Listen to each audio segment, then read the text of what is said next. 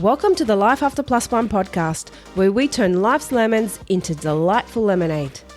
Get ready for inspiring stories, uplifting conversations, and all the tips and tricks to rock your single parent journey with style. I'm your host, Leanne, and it's time to embrace the adventure of Life After Plus One. So, let's dive in. Hello. Welcome to Life After Plus One. I'm your host, Leanne, and today we are here to discuss loneliness. Now, loneliness is a hot topic when it comes to breakups with a co-parent, whether it be a long-term relationship or a marriage. It can get quite lonely in that initial breakup stage. It's something new to you. It's foreign territory. You haven't done this on your own before. You're a single parent for the first time. And you're just like, what do I do? Who do I speak to? Where do I go? And it can get a little bit lonely. So today I want to go over some little tips and some things of what you can do to try and beat that loneliness and some positive ways of getting through it and looking towards that light at the end of the tunnel, because it is there. Now, with me on my journey, I'm at a place where I thrive on alone time. I love it. Love it. Love my daughter to bits, but I also love it when she's at her dad's. I love getting that time to myself where I can just focus on me, focus on my needs, because I don't get the chance to step back and just do what I want to do very often, because I'm one of those mums that I get sucked in very easily and I melt. Whatever she wants, I give it to her. And I'm a sucker. I know it's always the right thing to do, but so that time alone when she's not with me is my time for me, and I thrive on that now. But it does take a little time to get to that stage. It doesn't happen overnight. I will never forget the first weekend my daughter had a sleepover at her dad's. And it was just, I couldn't process it. It was extremely difficult. I was just like, oh my goodness, that's my daughter. I'm giving her away. How do I do this? It's a hard concept to process. You're gone from being a full-time parent, a full-time family, you've had the whole family concept, you've had it all there. Then all of a sudden, your whole world's just had a bomb dropped on it, and then you've now got to handle handing your kids over to the other parent where you're then left on your own. It's like, what the fuck is happening? What is going on? What do I do? It's huge. It is a big thing to get through. And, like I said, it does take a little time to get to the stage where I'm at now, where I love my alone time. But in the initial stages, it can get quite tricky. It can get quite scary, and it is quite lonely. So what do you do? What do you do when you're feeling lonely?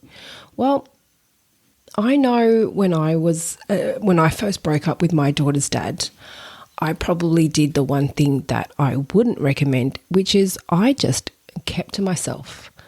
That breakup to me was extremely difficult. It was extremely toxic, and for a good, probably close to a year, I just said, you know what?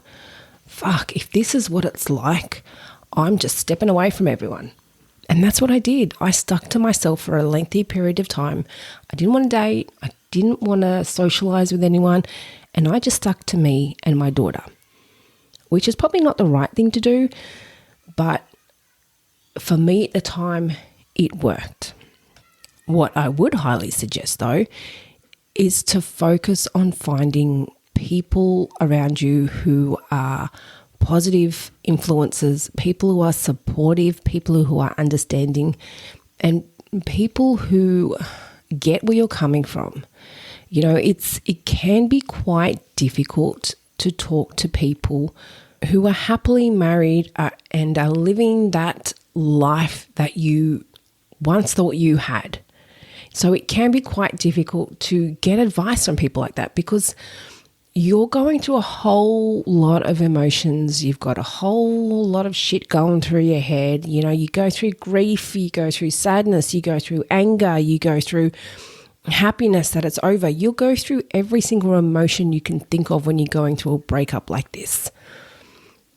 You possibly even have resentment towards some of your friends who are in that perfect, happily marriage. And I know when my daughter was a baby and we had mother's group, and I was probably the only single mum there. And it ate me up inside to listen to these other mums going, oh, I may as well just be a single mum. My husband's never home. He never does this and he never does that. And I'm just sitting there thinking to myself, fuck, honey, you've got no idea. You've got no idea. You're comparing a husband who works full time and he doesn't help with cooking, and you're complaining that it's like living a single life. No. So listening to those kind of comments made it really difficult for me in that stage, because I broke up with my daughter's father when my daughter was quite young. She was a baby, and it was when I was still going through that whole mother's group thing. So listening to those comments, I couldn't do it. I'm emotionally head fucked as it was, and then I'm hearing all these women saying, oh, I may as well be single. Oh, and they're just constantly complaining about their husbands. I'm like, I'm out. I can't do this. And I pulled out of the mother's group, and that's when I started to isolate myself. I'm like, you know what? These people have it good, but all they're doing is complaining. Come to my world. Come have a sneak peek over here. So in that sense, it can get quite lonely. And you've got to find the right people to bounce off, and relying on people that are going to probably bring up those emotions of being in a relationship and make it harder for you is probably not the right people to get advice from. There are a whole lot of support groups out there these days. And to be honest with you, I wish I knew of these groups when I broke up with my daughter's father, but I don't know if they were even around. But these groups, I'm in some of them now, just to I like to watch and see what people talk about and what's going on. And every now and then I'll jump on and have a comment. But those support groups do really help, because you see some people get on and they've just got no one. And they're like, I really need some help. I really need some advice. So if you're feeling lonely and you need someone to talk to, and you don't want to talk to that married friend whose husband probably is good friends with your ex, or their wife is good friends with whoever, then find a support group, whether it's a Facebook group, whether it's a men's shed, whether it's at the gym. Find someone who is understanding of what you're going through, because getting the advice and the support from people who are going through something similar to what you are, or have been through something similar, is absolutely priceless. It is no help getting advice from your friend who's been in a 30-year marriage and you're asking them advice on what to do. They've got no idea.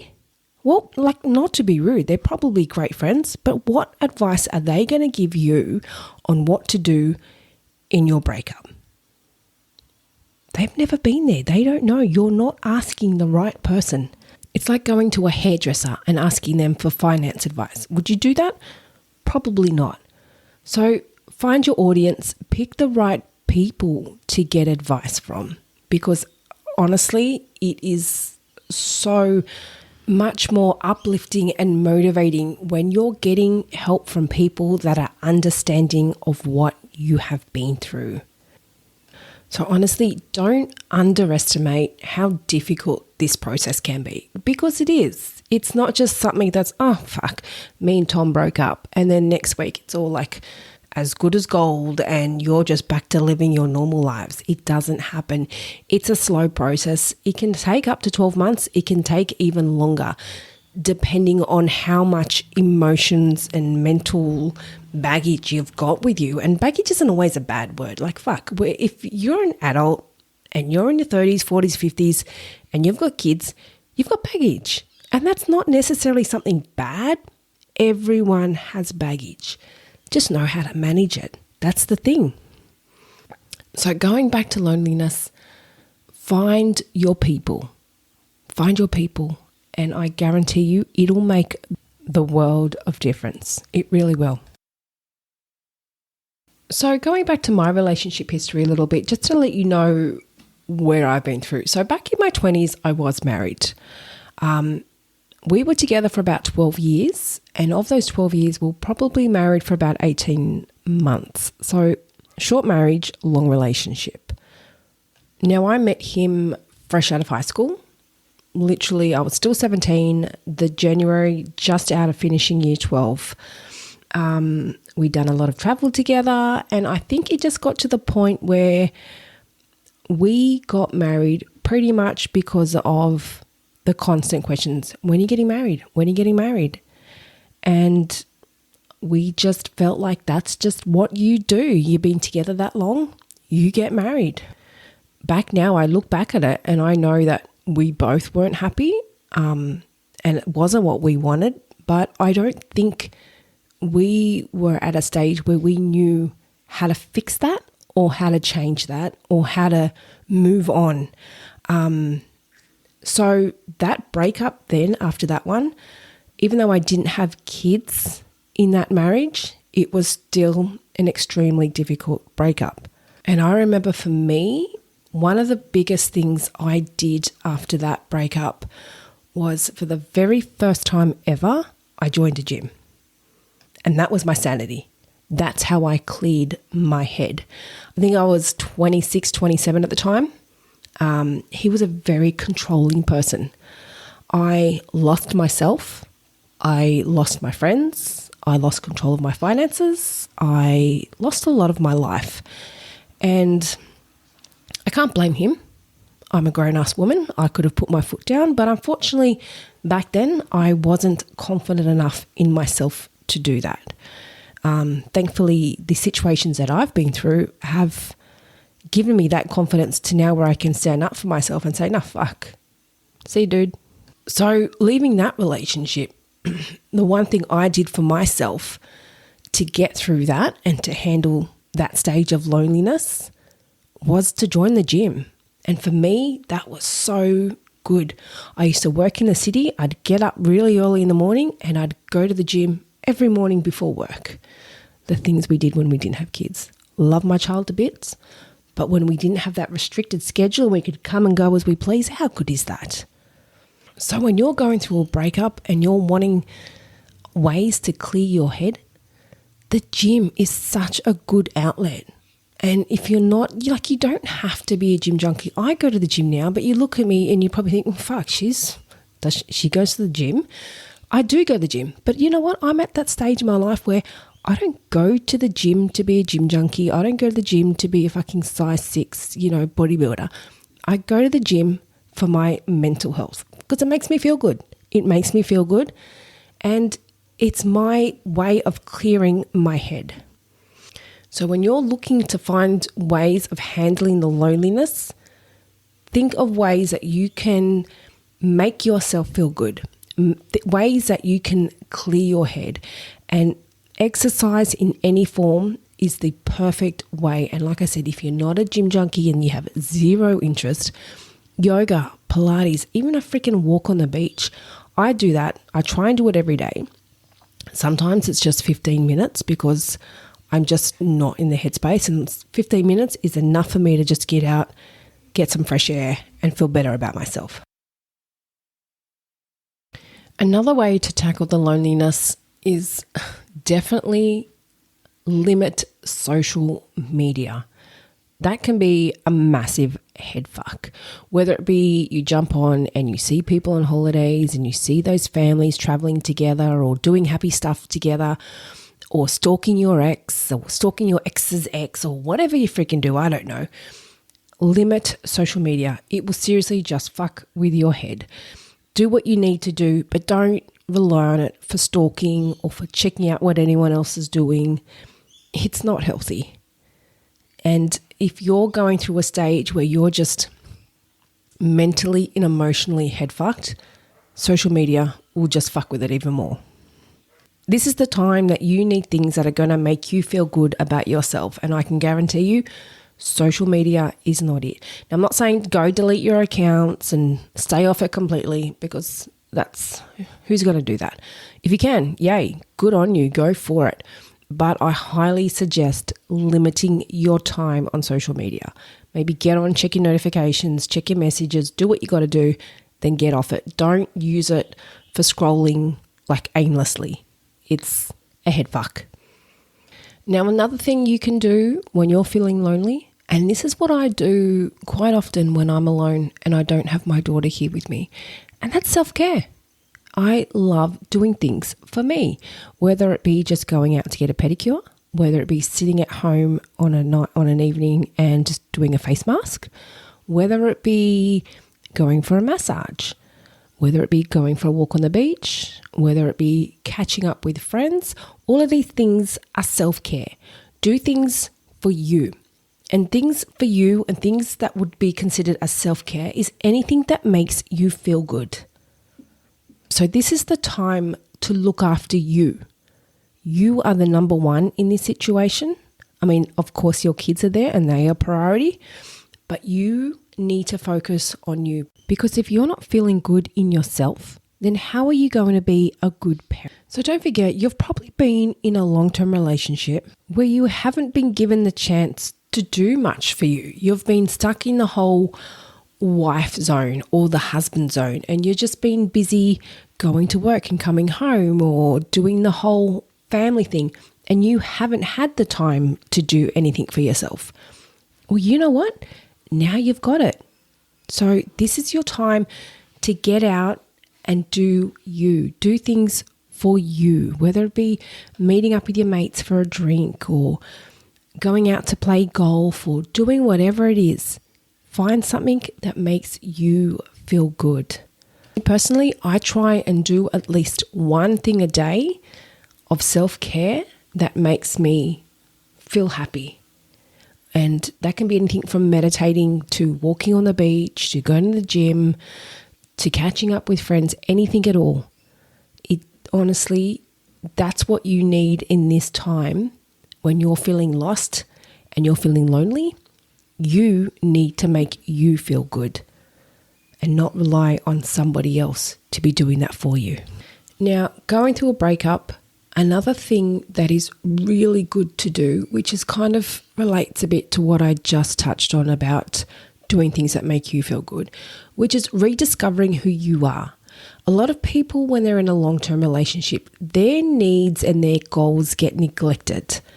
I know I've been a victim of this, and I'm sure many others have also been. And it's not just a female thing. There's probably a lot of guys that have put their needs and their goals on the back burner so they can provide for the family or they can be there for the wife and the kids.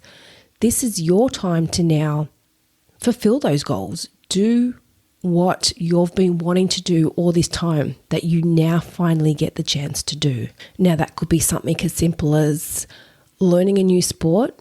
It could be learning a new language. It could be doing a course that you've been wanting to do for so long and you've been putting it off thinking, oh, I'm not going to have the time, or so-and-so won't agree with this. This is your time now to start doing those goals. Tick off your bucket list and do those things that you've been wanting to do for so long. Now, another big thing in this stage, which I cannot stress enough the importance of this one, which is to limit the contact with your ex. Now, not all relationships break up in an unhealthy way. Not all are toxic. Some are amicable. Some break up on, they both agree to do it and they've just grown apart and decided to go their own separate ways, which is amazing. I love that people can break up and still be on good terms. But unfortunately, it doesn't work like that for everyone. So for those that have broken up in an unhealthy way, or it is quite toxic and you are quite mentally and emotionally head fucked, then it is highly recommended that you avoid as much contact as possible with your ex. Now, when I say this, I don't mean cut off communication to the point that they have no access to the kids. No, that's not what I'm suggesting. I'm not suggesting to do anything illegal. I'm not suggesting to do anything nasty. I'm suggesting for your own mental health and for your own well-being, don't engage in conversation with your ex. That's only going to fuck with your head even more. So as mentioned previously, this is the time where you're putting you first. So you need to only engage in conversation with your ex when it's related to child visitation, whether it's them going to their house or them coming back to your house or vice versa, whatever it is. That's the only time you need to engage in conversation. You don't need to explain what you're doing with your life. You don't need to tell them about a new person that you're dating. You don't need to disclose anything to them. They are now nothing but a co-parent, which again, that may sound quite nasty. And if you can get to a stage where you can be quite amicable, then that's amazing. But still, I don't think you need to disclose personal information about your life and about what you're doing in the early stages of a breakup when emotions are running high, egos are hurt, everyone's upset, there's angriness, there's grief, there's bitterness, there's loneliness. Keep your private life low key from your ex whilst going through this stage and whilst you're finding yourself. Now, sadly, I think one of the other things that really plays a role in the part of loneliness is the stigma that comes with single parenting. And let's be honest, with single mums, they come with that title of just being stay-at-home mums, live off Centrelink and child support. They go get their nails done every week and their eyelashes and their Botox, and they've got no life and they're just stay-at-home mums with no goals. And then on the flip side, you've got those dads that have the title of dads who don't give a fuck. They're just out meeting new women, couldn't give a shit about their ex or their kids, not paying child support, not doing anything to provide for their family like they should be, and they're just bogans who are out pissing up all the money so they don't have to pay their ex. There is a huge stigma that comes with single parenting, the title of it. And some people may choose to hide from that. They don't know how to handle it. I know for me, when I broke up with my daughter's father, I tried to stick out that relationship for as long as I possibly could. Now, I look back on it and I think that's the stupidest thing ever. I should have just walked out months and months before. But in that situation and in that time, I held on to it for as long as I possibly could, purely for the fact that I did not want to be a single mum. I didn't want that title. I wanted to do everything to make it work purely because I did not want to be a single mum. So that title of it, single mum, single dad, it can affect the whole loneliness stage because people might be ashamed. There's some shame that goes with that title that people don't want to confront. I'm embarrassed. My marriage didn't work. Or what did I do wrong? People must think I've done something wrong. Or the shame that comes with it. I've let my family down. Or, I couldn't keep my family together. Or, just things like that. So people hold that in because of the shame that comes with it, the embarrassment. They don't want to talk to people. They don't want to admit that they've done wrong, or even if they haven't done something wrong, they might still hold that sense of shame and embarrassment. And, they don't want to talk to people. They don't want to confront it. So for them, it's easier to stay home and not deal with it. And things like that do create that feeling of loneliness. They're scared to talk to people. They're scared to own up to what happened. They're ashamed. They're embarrassed. All these emotions, along with everything else, pile into it. And like I said, it's a massive head fuck. And you can't deal with it all on your own.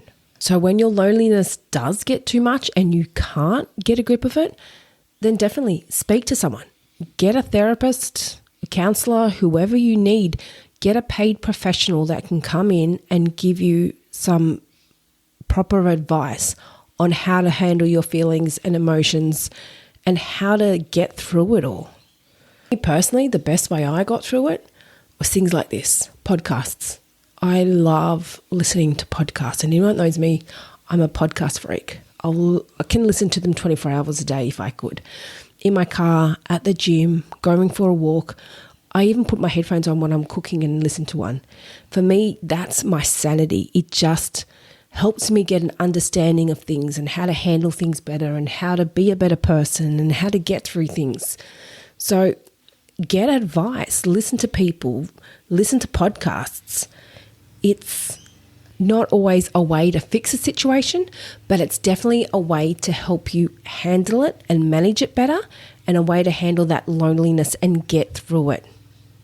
Now, going through all this, we all probably think to ourselves, oh, I fucked up, or, what did I do wrong? Why did he leave me? Why did she do this to me? Why did this? And even though you're not the one that's done something wrong, you still hold some blame to yourself.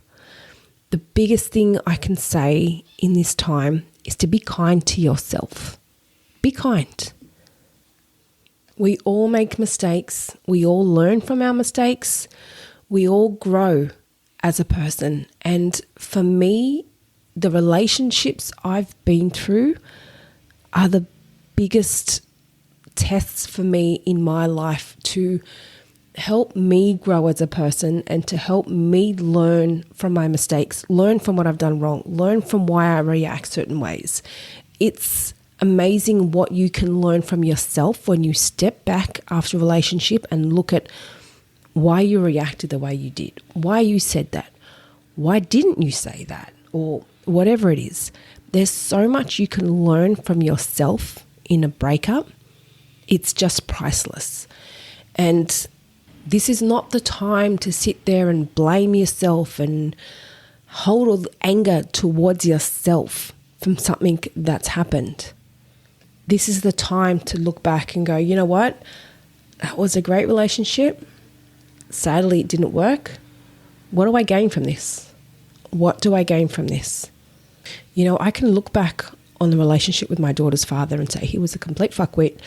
It was such a waste of my time. It was a waste of my life. The stress that would cause me with the breakup, and the stress that's caused me in the process with the whole co-parenting, what a fucking head fuck. Or I can look back on it and say, that was the best thing that ever happened to me. And you probably think, Leanne, are you crazy? Yeah, in a way it was. Because without that, I wouldn't have my daughter. And she is by far the best thing that's ever happened to me. I wouldn't have my daughter. I wouldn't have the lessons that I've learned.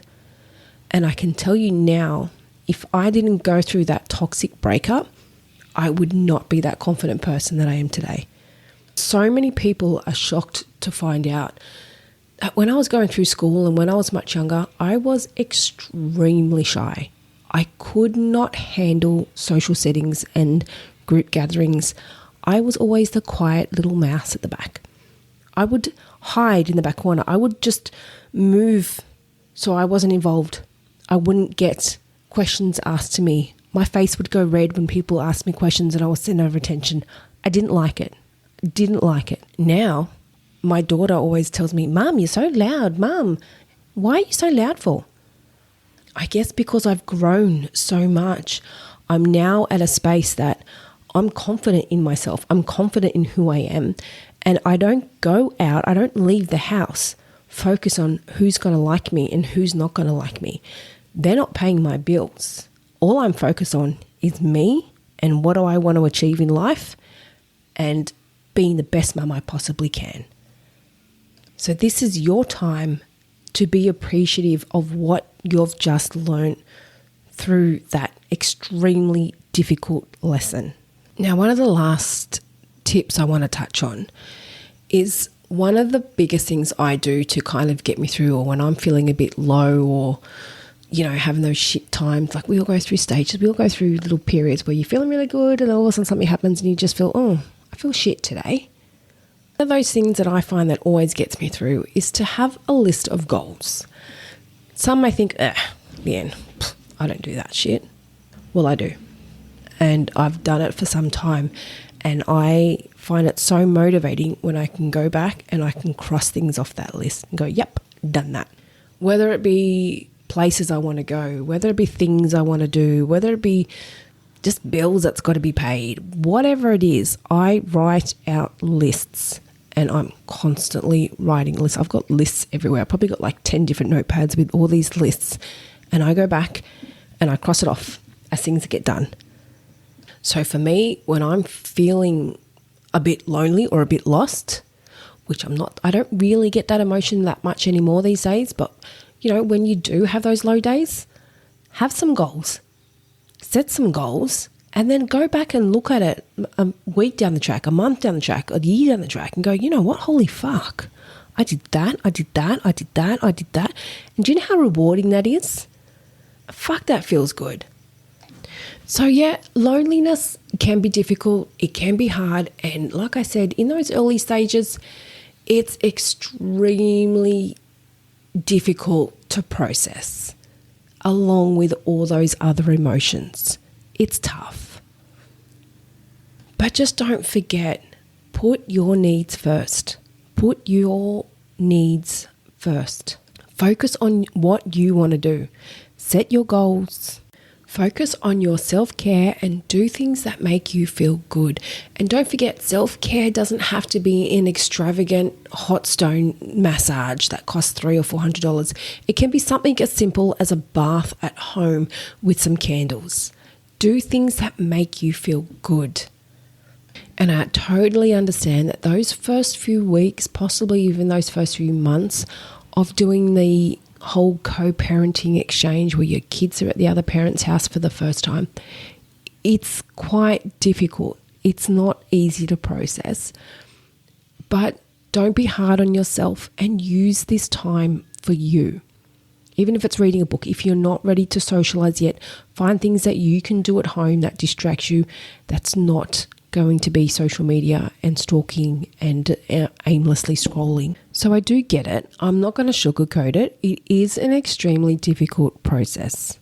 But if you can find the right things to do to distract you, to keep you busy, to keep you in a happy and healthy mental and emotional state, do whatever you can to avoid having to focus on your ex or your past life. Because as sad as it is and as hurtful as it might be when you're going through it, that life is no longer. And it's time to go, you know what? That's done. This is the new me. And this is time for me to get up and kick ass. So there are a lot of things that you can do to beat that stage of loneliness. Get out and meeting new people is definitely one of the best things that you can do. But I'm not going to lie, at our age, when you're an older, more mature age adult, it is a lot harder. It is hard. It's not like when, back in the days when you're like 18 years old and you used to go out clubbing and you go out and talk to anyone.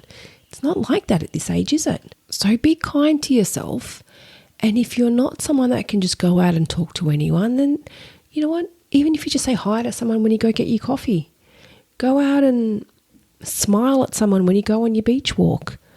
If you're not ready to talk to someone, just, giving that smile and they might smile back. And then the next time they see you, they might want to stop and talk to you. So when you're feeling shit and you're just trying to process a breakup and you're feeling lonely and you're not sure what to do, get out of the house. Get out of the house. Honestly, I know when I used to just sit at home, I did the worst thing I possibly could, which is just crack open a bottle of wine and probably have a block of chocolate, and now my fitness is paying for it. But I don't give a fuck. That's my problem. I will sort that out when I'm ready. But seriously, don't look at the negatives when you don't have your kids with you. Don't go, oh my God, I'm so lonely, I don't have my kids. Oh my God, what am I going to do this weekend? My kids aren't here. Oh, no. Go, fuck. I have some time to myself. Yes, I'm going to go get a massage. I'm going to go shopping and I'm going out to dinner with my friends. Don't focus on the negatives when you're already in a negative mind frame. When you want to get through something and you're feeling shit and you're feeling lonely, try and look at the positives in the situation and do what you can to turn that around. Because I guarantee you, there are so many positives there in that situation that you're just not seeing because you're just not ready to. They're there, and find them. All right, everybody. Thank you for listening. Go out and find those positives. Seriously, single life is fun. It's hard, but fuck, it is fun. Go out and enjoy it. Make the most of it, because a lot of us have been tied down for so many years and we haven't been able to live the life that we've wanted to. This is your time. Go out and kick ass and tick off that bucket list. Thank you for listening, everyone. I hope you got something out of this episode, and please do something for yourself today. Love you all. Thank you for listening. I'll catch you all next time.